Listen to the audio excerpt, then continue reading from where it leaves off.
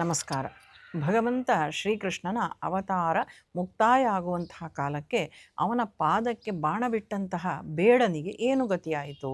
ಅವನಿಗೆ ನರಕ ಸಿಕ್ಕಿರ್ಬೋದು, ಅಥವಾ ಅವನಿಗೆ ಶಾಪ ಸಿಕ್ಕಿರ್ಬೋದೋ, ಏನಾಯಿತು ಅವನಿಗೆ? ಆದರೆ ನಿಜವಾಗಿಯೂ ಕೂಡ ಇದು ಎರಡೂ ಆಗುವುದಿಲ್ಲ. ಹಾಗಾದರೆ ಇದರ ಹಿಂದೆ ಇರುವಂತಹ ಕರ್ಮದ ರಹಸ್ಯ ಏನು ಅಂತ ಹೇಳುವಂಥದ್ದನ್ನು ಇವತ್ತು ನಾವು ತಿಳ್ಕೊಳ್ಳುವ. ಶ್ರೀಕೃಷ್ಣನ ಪಾದಕ್ಕೆ ಬಾಣ ಬಿಟ್ಟು ಅವತಾರ ಮುಕ್ತಾಯ ಆಗುವ ಹಾಗೆ ಮಾಡಿದಂತಹ ಆ ಬೇಡನಿಗೆ ಶಾಪವೂ ಸಿಕ್ಕಲಿಲ್ಲ, ಅವನಿಗೆ ನರಕವೂ ಸಿಕ್ಕಲಿಲ್ಲ, ಅವನಿಗೆ ಮೋಕ್ಷ ಸಿಕ್ಕಿತು. ಅದು ಹೇಗೆ ಅಂತ ಹೇಳಿದರೆ, ದ್ವಾಪರ ಯುಗದಲ್ಲಿ ಇನ್ನೇನು ಶ್ರೀಕೃಷ್ಣ ಪರಮಾತ್ಮ ಕುರುಕ್ಷೇತ್ರದ ಯುದ್ಧ ಮುಗಿಸಿಯಾಗಿದೆ, ಹಸ್ತಿನಾವತಿಯ ಧರ್ಮ ಸಿಂಹಾಸನದಲ್ಲಿ ಧರ್ಮಮೂರ್ತಿಯಾದಂತಹ ಧರ್ಮರಾಯನನ್ನು ಕುತ್ಕೊಳ್ಳಿಸಿಯೂ ಆಗಿದೆ, ಧರ್ಮ ಸಂಸ್ಥಾಪನೆಯಾಗಿದೆ. ಅವತಾರದ ಉದ್ದೇಶವೇ ಅದೇ. ಯಾದವರೆಲ್ಲರೂ ಕೂಡ ಒಳ ಜಗಳಗಳಿಂದ ನಾಶ ಆಗಿದ್ದಾರೆ, ಗಾಂಧಾರಿಯ ಶಾಪವೂ ಫಲಿಸಿದೆ. ಹೀಗಿರಬೇಕಾದ್ರೆ ಒಂದು ದಿವಸ ಫಲಿಸಿದೆ, ಇನ್ನೂ ಕೆಲವೊಂದಷ್ಟು ವಿಚಾರಗಳು ನಡೀಲಿಕ್ಕೆ ಬಾಕಿ ಉಂಟು. ಶ್ರೀಕೃಷ್ಣ ಪರಮಾತ್ಮ ತಾನು ಒಂದು ಮರದ ಕೆಳಗಡೆ ಆರಾಮದಾಗಿ ತಾನು ಕೂತಿದ್ದಾನೆ. ಮನದಲ್ಲಿ ಏನೇನೋ ಯೋಚನೆಗಳು ಬಂದು ಮುತ್ತಿಗೆ ಹಾಕ್ತಾ ಉಂಟು. ಶ್ರೀಕೃಷ್ಣಾವತಾರ ಅಂತ ಹೇಳಿದರೆ ಅದು ಅತ್ಯಂತ ಸುಲಭವಾಗಿ ನಾವು ತೆಗೆದುಕೊಳ್ಳಬಹುದಾದಂಥ ಅವತಾರ ಅಲ್ಲ.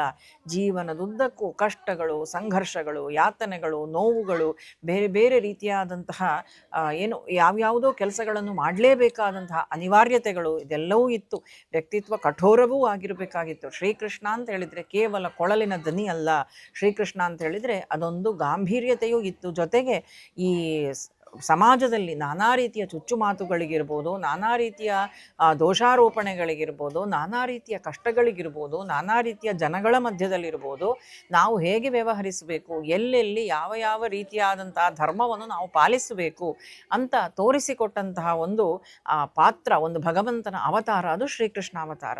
ಈ ಎಲ್ಲ ಯೋಚನೆಗಳಲ್ಲಿ ತನ್ನ ಜೀವಮಾನ ಇಡೀ ಅವತಾರ ಕಾಲದಲ್ಲಿ ತಾನು ಮಾಡಿದಂತಹ ಎಲ್ಲ ವಿಚಾರಗಳನ್ನು ನೆನೆಯುತ್ತಾ ಮರದ ಕೆಳಗಡೆ ಎಡಕಾಲಿನ ಮೇಲೆ ಬಲಗಾಲನ್ನು ಹಾಕಿಕೊಂಡು ಭಗವಂತ ತಾನು ವಿರಾಮ ಮಾಡ್ತಾ ಇದ್ದಾನೆ, ವಿರಮಿಸ್ತಾ ಇದ್ದಾನೆ. ಆ ಹೊತ್ತಿನಲ್ಲಿ ಅದು ದೂರದಿಂದ ನೋಡುವಂತಹ ಒಂದು ಬೇಡನ ಕಣ್ಣಿಗೆ ಯಾವುದೋ ಒಂದು ಪಕ್ಷಿಯ ಮುಖದ ರೀತಿಯಲ್ಲಿ ಅದು ಕಾಣುತ್ತದೆ. ಯಾವುದೋ ಪಕ್ಷಿ ಅಂತ ಭಾವಿಸಿ ತಾನು ಬಾಣ ಹೊಡಿತಾನೆ.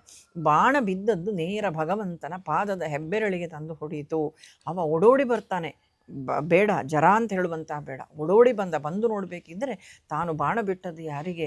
ಅದು ಪರಮಾತ್ಮನಿಗೆ, ಅದು ಭಗವಂತನಿಗೆ, ಅದು ಶ್ರೀಕೃಷ್ಣನಿಗೆ, ಅದು ಜಗದೋದ್ಧಾರನಿಗೆ ಅಂತ ತಿಳಿದು ಗಳಗಳಗಳಗಳನ್ನೇ ಕಣ್ಣೀರು ಹರಿಸ್ತಾನಂತೆ, ದುಃಖಿಸ್ತಾನೆ. ಅಯ್ಯೋ, ನನಗೆ ಗೊತ್ತಾಗದೇ ಹೋಯ್ತಲ್ಲ, ಇವತ್ತು ದ್ವಾರಕಾಧೀಶನಿಗೆ ನಾನು ಬಾಣ ಬಿಟ್ಟೆನಲ್ಲ ಅಂತ ತನ್ನ ತಪ್ಪನ್ನು ತಾನು ಒಪ್ಪಿಕೊಳ್ತಾನೆ, ಕಣ್ಣೀರು ಹಾಕ್ತಾನೆ. ಭಗವಂತನ ಪಾದದಲ್ಲಿ ತಾನು ನತಮಸ್ತಕನಾಗ್ತಾನಂತೆ ಜರ. ಇಂತಹ ಜರನಿಗೆ ಭಗವಂತ ಮೋಕ್ಷವನ್ನು ಕೊಡ್ತಾನೆ.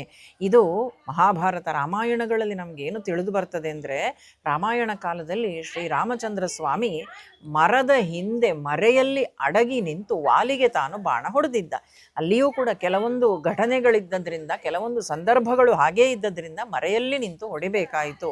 ಅದೇ ಕರ್ಮಫಲ, ಅದೇ ಕರ್ಮ ರಹಸ್ಯ ಇಲ್ಲಿ ಇವತ್ತು ಭಗವಂತನ ಮುಂದಿನ ಅವತಾರ ಕಾಲದಲ್ಲಿ ಜರ ಅಂತ ಹೇಳುವಂತಹ ಬೇಡನ ಮುಖಾಂತರ ಭಗವಂತನೂ ಅನುಭವಿಸಬೇಕಾಗಿದೆ. ಕರ್ಮಫಲ ಯಾರನ್ನೂ ಬಿಡುವುದಿಲ್ಲ ಅಂತ ತನ್ನ ಜೀವನದಲ್ಲೇ ತಾನಿದನ್ನೆಲ್ಲ ಅನುಭವಿಸಿ ಭಗವಂತ ತೋರಿಸಿಕೊಡ್ತಾನೆ. ಆ ವಾಲಿಯನ್ನು ಹೇಗೆ ವಧೆ ಮಾಡಿದ್ನೋ ಭಗವಂತ ಮರೆಯಲ್ಲಿ ನಿಂತುಕೊಂಡು, ಅದೇ ರೀತಿಯಾಗಿ ಇಲ್ಲಿ ಶ್ರೀಕೃಷ್ಣ ಪರಮಾತ್ಮನ ಅವತಾರ ಮುಕ್ತಾಯಕ್ಕೂ ಕೂಡ ಒಬ್ಬ ಬೇಡ ಮರೆಯಲ್ಲಿ ಹೊಡೆದದ್ದು ಕಾರಣವಾಯಿತು.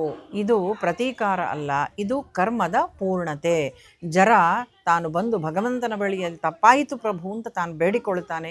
ತನ್ನ ತಪ್ಪಿಗಾಗಿ ತಾನು ಪ್ರಾಯಶ್ಚಿತ್ತ ಪಡ್ತಾನೆ. ತನ್ನ ತಪ್ಪನ್ನು ತಾನು ಸಮರ್ಥಿಸಿಕೊಳ್ಳುವುದಿಲ್ಲ. ಆ ಕಾರಣಕ್ಕಾಗಿ ಅವನಿಗೆ ಸಿಕ್ಕಿದ್ದು ಮೋಕ್ಷ, ಅವನಿಗೆ ಸಿಕ್ಕಿದ್ದು ಭಗವಂತನ ಅನುಗ್ರಹ.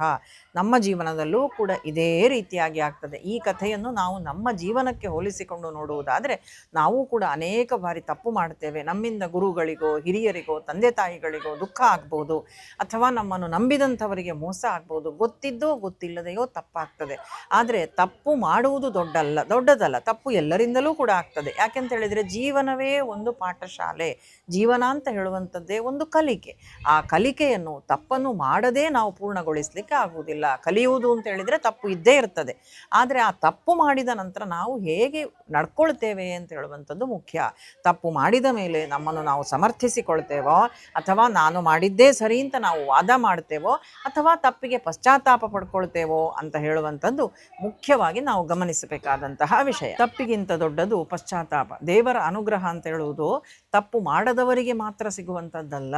ತಪ್ಪು ಮಾಡಿದ್ರೂ ಕೂಡ ನಾವು ಪಶ್ಚಾತ್ತಾಪ ಪಟ್ಟರೆ, ನಮ್ಮ ತಪ್ಪಿಗೆ ನಾವು ಮರಗಿದ್ರೆ ಭಗವಂತ ಅಂಥವನಿಗೂ ಕೂಡ ಅನುಗ್ರಹ ತೋರಿಸ್ತಾನೆ. ಭಗವಂತನ ಕೃಪೆ ಅಂತ ಹೇಳುವಂಥದ್ದು ಇದು ಎಲ್ಲರಿಗೂ ಕೂಡ ಸಿಗ್ತದೆ. ತಪ್ಪು ಮಾಡದೇ ಇರುವಂಥವನು ಯಾರೂ ಇಲ್ಲ, ಎಲ್ಲರೂ ತಪ್ಪು ಮಾಡ್ತೇವೆ. ಆದರೆ ಆ ತಪ್ಪನ್ನು ನಾವು ತಿದ್ದಿಕೊಂಡು ಹೇಗೆ ನಡೀತೇವೆ ಅಂತ ಹೇಳುವಂಥದ್ರ ಮೇಲೆ ಭಗವಂತನ ಅನುಗ್ರಹ ನಮಗೆ ಆಗ್ತದೆ ಅಂತ ಹೇಳುವಂಥದ್ದು ಮಾತ್ರ ಅಕ್ಷರಶಃ ಸತ್ಯ.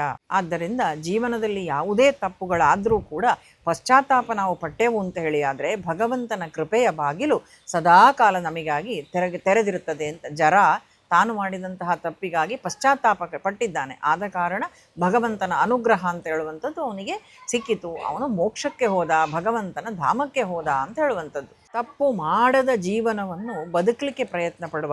ಒಂದು ವೇಳೆ ತಪ್ಪು ಆಯಿತು ಅಂತ ಹೇಳಿ ಆದರೆ ಆ ತಪ್ಪನ್ನು ತಿದ್ದುಕೊಂಡು ಪಶ್ಚಾತ್ತಾಪ ಪಟ್ಟು ಮುಂದೆ ಆ ತಪ್ಪು ಆಗದ ರೀತಿಯಲ್ಲಿ ನಾವು ನಮ್ಮನ್ನು ತಿದ್ದಿಕೊಳ್ಳುವ. ಭಗವಂತ ಯಾವಾಗಲೂ ಕೂಡ ಪರಿವರ್ತನೆಯನ್ನು ಇಷ್ಟಪಡ್ತಾನೆ. ಎಲ್ಲರಿಗೂ ಕೂಡ ಶುಭವಾಗಲಿ, ಮಂಗಳವಾಗಲಿ. ಕೃಷ್ಣ ಅರ್ಪಣಮಸ್ತು.